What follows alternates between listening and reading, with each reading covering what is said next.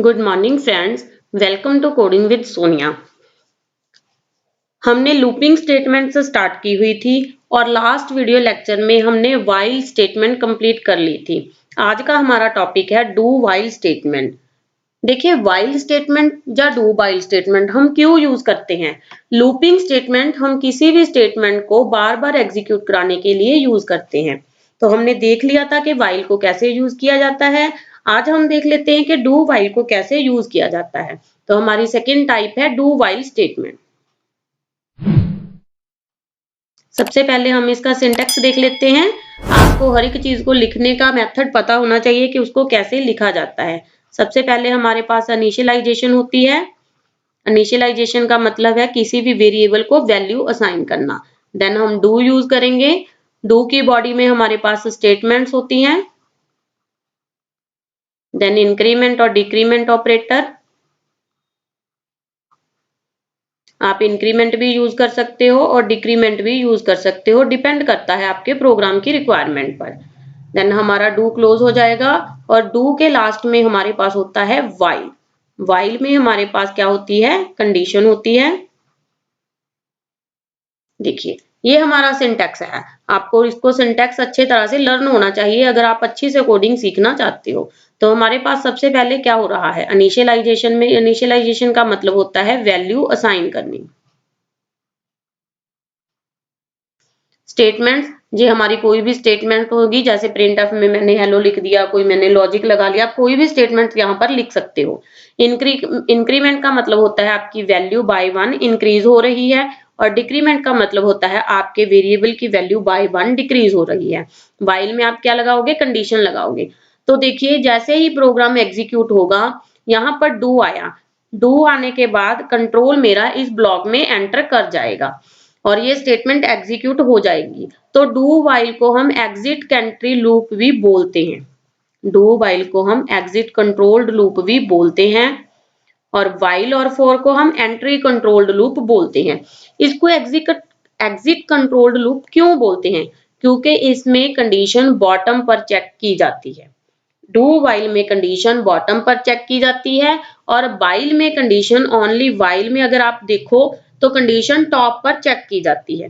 अगर आप व्हाइल कैसे यूज किया जाता है इसको सीखना चाहते हो तो आप मेरा प्रीवियस वीडियो जरूर देखें। उसमें मैंने बता रखा है कि व्हाइल कैसे यूज किया जाता है। उसका लिंक भी मैं डिस्क्रिप्शन बॉक्स में डाल दूंगी।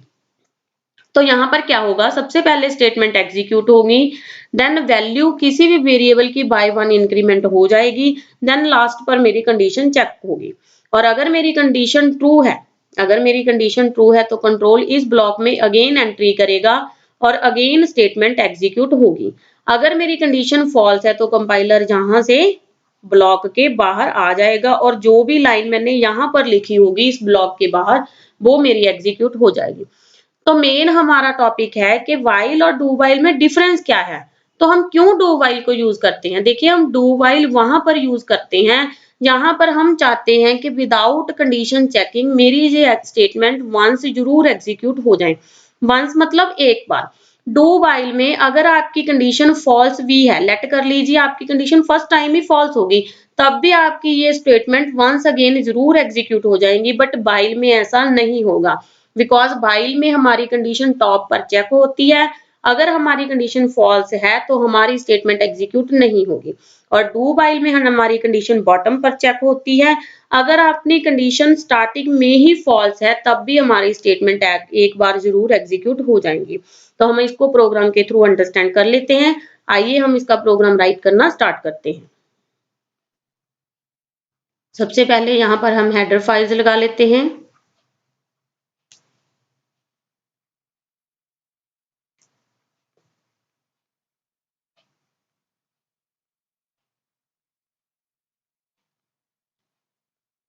hash include stdio.h, hash include conio.h, void main हमारा यूजर डिफाइंड फंक्शन होता है जिसमें हम हमारा प्रोग्राम राइट करते हैं। यहाँ पर इंटीजर में मैंने एक आई वेरिएबल ले लिया, देन मैंने आई की वैल्यू इनिशियलाइज करनी है, आई की स्टार्टिंग वैल्यू मैंने 0 दे दी। यहाँ पर आप 0, 3, 5, 7, 1, 2 कोई भी दे सकते हो, आपको स्टार्टिंग वैल्यू देनी है, ये आपकी मर्जी है, आप कैसे प्रोग्राम को एग्जीक्यूट करना चाहते हो।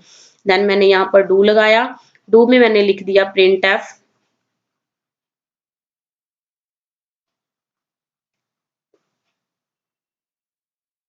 हेलो। डू में मैंने क्या लिख दिया, प्रिंट एफ हेलो लिख दिया। मैंने स्लैश एन लगा लिया ताकि मेरी आउटपुट हर टाइम नेक्स्ट लाइन में आ जाए। और यहाँ पर मैंने लिख दिया आई प्लस प्लस, वाइल में मैंने कंडीशन लगाई if i greater than equal to 1, then मेरा लूप चले और गेट सी एच, देन मैंने यहाँ पर मेन का ब्लॉक बंद कर दिया। तो देख लेते हैं ये प्रोग्राम कैसे एग्जीक्यूट हो रहा है। सबसे पहले प्रोग्राम हमारा मेन से चलेगा, उसने देखा यहाँ पर कोई आई वेरिएबल डिक्लेयर किया हुआ है, ये कौन सी लाइन है, वेरिएबल डिक्लेरेशन। मेन में सबसे पहली लाइन होती है हमारे पास वेरिएबल डिक्लेरेशन, जिसमें हम अपने वेरिएबल को डिक्लेयर करते हैं। यहाँ पर मैंने आई वेरिएबल डिक्लेयर कर दिया, तो हमारे कंप्यूटर में आई वेरिएबल के नाम से एक मेमोरी बुक हो गई, जिसकी डाटा टाइप क्या है, इंटीजर, मतलब इसमें मैं इंटीजर नंबर ही स्टोर कर सकती हूँ। आई में मैंने स्टार्टिंग वैल्यू क्या स्टोर कर ली, 0 स्टोर कर ली। देन डू के साथ ही मेरे ब्लॉक में यहाँ एंट्री हो गई। एंट्री होते सार ही मेरे प्रोग्राम में हेलो मैसेज, मेरी आउटपुट में हेलो मैसेज प्रिंट हो जाएगा और कंपाइलर नेक्स्ट लाइन पर आ जाएगा स्लैश एन के साथ। स्लैश एन का मतलब होता है next line, compiler next line में जंप कर जाएगा। तो यहाँ पर मेरे आई की वैल्यू इंक्रीमेंट हो गई। इंक्रीमेंट का मतलब आई की वैल्यू 0 थी, तो अब आई की वैल्यू क्या बन गई है, मेरी 1 बन गई है। यहाँ पर कंडीशन चेक हुई, 1 greater than equal to 1, 1 greater than equal to 1, condition true हो गई। कंडीशन ट्रू हो गई तो कंपाइलर मेरा अगेन इस ब्लॉक में जाएगा और अगेन मेरे पास हेलो मैसेज प्रिंट हो जाएगा। देखिए यहाँ पर कंडीशन बॉटम पर चेक हो रही है। अगर मैं यहाँ पर लिख देती I greater than equal to 5, let मैंने यहाँ पर 5 कर दिया, मैंने यहाँ पर 5 कर दिया, तो आई की वैल्यू मेरी क्या है, 1। 1 greater than equal to 5, no, मेरी कंडीशन तो फॉल्स हो गई। अगर कंडीशन फॉल्स हो गई तो ये हेलो मैसेज प्रिंट नहीं होगा। बट आप यहाँ पर ध्यान दीजिए, मेरी कंडीशन फॉल्स होने के बावजूद भी यहाँ पर मेरे पास एक बार हेलो मैसेज प्रिंट हो गया, क्योंकि हेलो मैसेज पहले प्रिंट हो गया और मेरी कंडीशन बॉटम पर चेक हो रही है। तो यही डिफरेंस है वाइल और डू वाइल में। वाइल में आपके पास अगर आपकी कंडीशन फॉल्स हो जाती तो हेलो मैसेज प्रिंट नहीं होता, बिकॉज उसमें कंडीशन पहले चेक होती है और मैसेज बाद में आता है। डू वाइल में अगर आपकी कंडीशन फॉल्स भी है, देन आपके पास भी मैसेज एक टाइम जरूर एग्जीक्यूट होगा, बिकॉज डू वाइल में कंडीशन बॉटम पर चेक होती है और वाइल में कंडीशन टॉप पर चेक होती है। यहाँ पर जैसे ही मेरी कंडीशन फॉल्स हुई तो कंपाइलर यहाँ से जंप करता हुआ नेक्स्ट स्टेटमेंट पर आ जाएगा और जो भी मेरी नेक्स्ट स्टेटमेंट यहाँ पर लिखी होगी वो एग्जीक्यूट हो जाएगी। यहाँ पर मैंने गेट सी एच लिखा है तो मेरा गेट सी एच एग्जीक्यूट हो जाएगा। तो आई होप आपको मेरे ये प्रोग्राम अच्छे से समझ आ गए होंगे। अगर आप कोडिंग अच्छे से सीखना चाहते हो तो मेरे साथ कोडिंग विद सोनिया में बने रहें। अगर आपको मेरे वीडियो अच्छे लग रहे हैं तो मेरे चैनल को सब्सक्राइब कर दें और आने वाले हर वीडियो का नोटिफिकेशन पाते रहें। Thank you very much. मिलते हैं नेक्स्ट वीडियो लेक्चर में नेक्स्ट प्रोग्रामिंग के साथ।